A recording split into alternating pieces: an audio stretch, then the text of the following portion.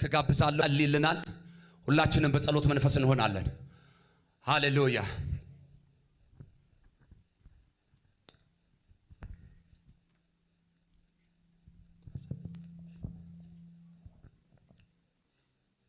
እግዚአብሔር ትልቅ ነው።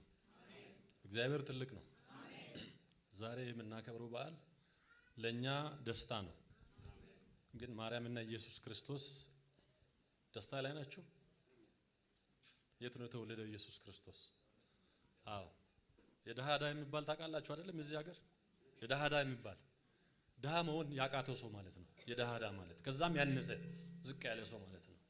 ኢየሱስ ክርስቶስ ሲወለድ ጀምሮ አምላክነቱን ትቶ ሰው መሆኑ ትልቅ ልዩነት ነው።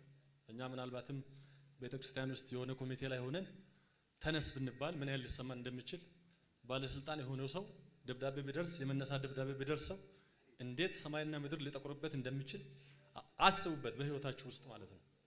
እግዚአብሔር ግን አምላክ ሆኖ ሰው ሲሆን ምንም ተሰምቶት ሰውን በፍቅር ገዶት ነው ሰው ሆኖ። እግዚአብሔር ትልቅ ነው። እግዚአብሔር ትልቅ ነው። እውነቴን ነው የምላችሁ። ማርያም ስትወልድ እንኳን ደስ አለሽ የሚሉ ቴክስቶች አልደረሷትም። ብዙ ስልኮች አልተደወሉላትም። እርግዝናው ወቅትም ደስተኛ ሆነች ሴት አልነበረችም። ቃል ተሸክማ የዞረች የነበረች እንጂ በደስታ አይደለም ያሳለፈችው። ዘመዶቿ ተቀብሏት አይደለም ያሳለፈችው። ስትንከራተት ነው የነበረችው ንጉሱን ተሸክማ። ዮሴፍም አብሯ ሲሸከም ሲዞሩ ፈርዖን ሲያሳዳቸው ሲያባራቸው ነው የነበሩት። ይሄን ቀን ነው የምናስታውሰው ዛሬ ማለት ነው። ዛሬ ለኛ የደስታ ቀን ነው። ኢየሱስ ክርስቶስ ግን ክብሩን ዝቅ ያደረገበት ቀን ነው ዛሬ። እውነቴን ነው የምላችሁ። ይሄን ደስታ ስናከብር ስንደሰት ይሄን ክብር ኢየሱስ ክርስቶስ የከፈለውን ዋጋ ምን ያህል ዋጋ እንደከፈለ እያሰብን ነው መደሰት መቻል ያለብን ማለት ነው። እውነቴን ነው የምላችሁ።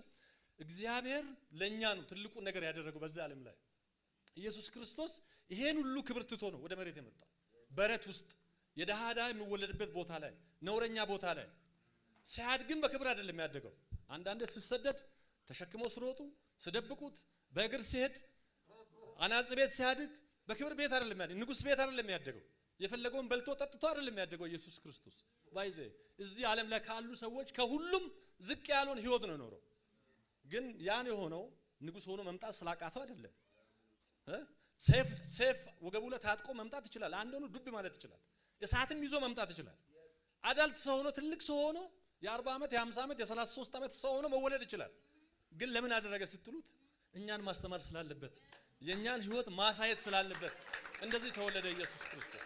እውነቴን ነው የምላችሁ። ኢየሱስ ክርስቶስ ከቃሉ በፊት ጀምሮ ከኢሳይያስ 7 ላይ ካነበብነው ቃል ጀምሮ ያሉት ታሪኮች ሁሉም የትህትና ለሰዎች ህይወት የማስተማሪያ ህይወት ነው እያስተማረን የመጣውና እውነቴን ነው የምላችሁ። አሁን ዛሬ የተወለደውን ክርስቶስ እኔ አጭር ጸሎት ነው የምጸልየው። መልእክት ብቻ ነው ማስተላለፍላችሁ ስብከት እንዳይሆንብኝ አጭር ጸሎት ነው የምንጸልየው። ግን አንድ ነገር እንውሰድ። የተወለደው ክርስቶስ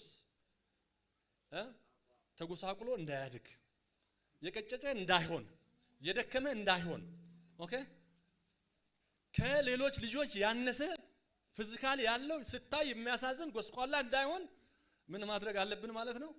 ህፃኑ ተሰጥቶናል፣ ማሳደግ አለብን ማለት ነው። መንከባከብ አለብን ማለት ነው። የሚወለደው የሚያድገው ምን ውስጥ ነው? ልባችን ውስጥ፣ በእኛ ህይወት ውስጥ ነው። እሱን ነው መንከባከብ ያለብን። ልጅ ተሰጥቶናል፣ ንጉሱ ተወልዶልናል፣ ሁሉም ነገር በእጃችን ሆኖ እንላል።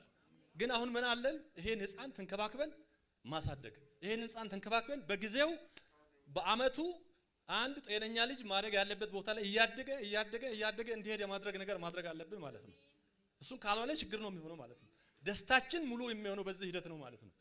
እስራኤላውያን ከግብጽ ሲወጡ ምንድነው ያደረጉት? መንገድ ላይ ኢየሱስ ክርስቶስ እግዚአብሔርን አስቸገሩ አይደለም? 15 ጊዜ አስቸገሩት፣ በጣም አስቆጡት። ሲያስቆጡት የ40 ቀናቸውን ስንት ቀን አረገባቸው? 40 ዓመት ሆነባቸው።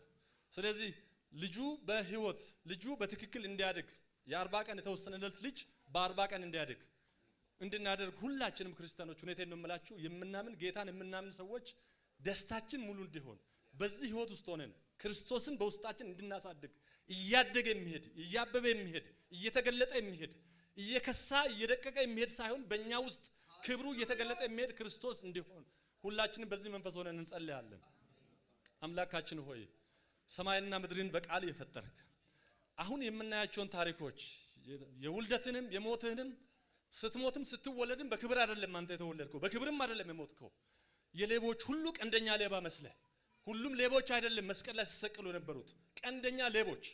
ቀንደኛ ሌባ ሆነ ነው የሞትከው። ስትወለድም የዳዳ ሆነ ክብርህን ዝቅ አድርገ ለኛ ህይወትን ሰጥተ ከሰማይ ሰማያት ወርደ እግዚአብሔር አምላክ ሆይ ይሄን ልጅህን ስለሰጠን እናመሰግናለን።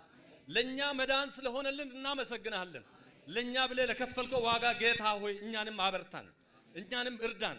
እግዚአብሔር ውለታ ቢሶች እንዳንሆን የከፈልክልን ዋጋ የከፈልክን የደም ዋጋ ጌታ ሆይ በልተን ጌታው እንዳንጠፋ በኢየሱስ ክርስቶስ ስም ኃይል ጉልበት ሁነን በፊት እንዳንጠፋ እግዚአብሔር አምላካችን ነው እርዳን።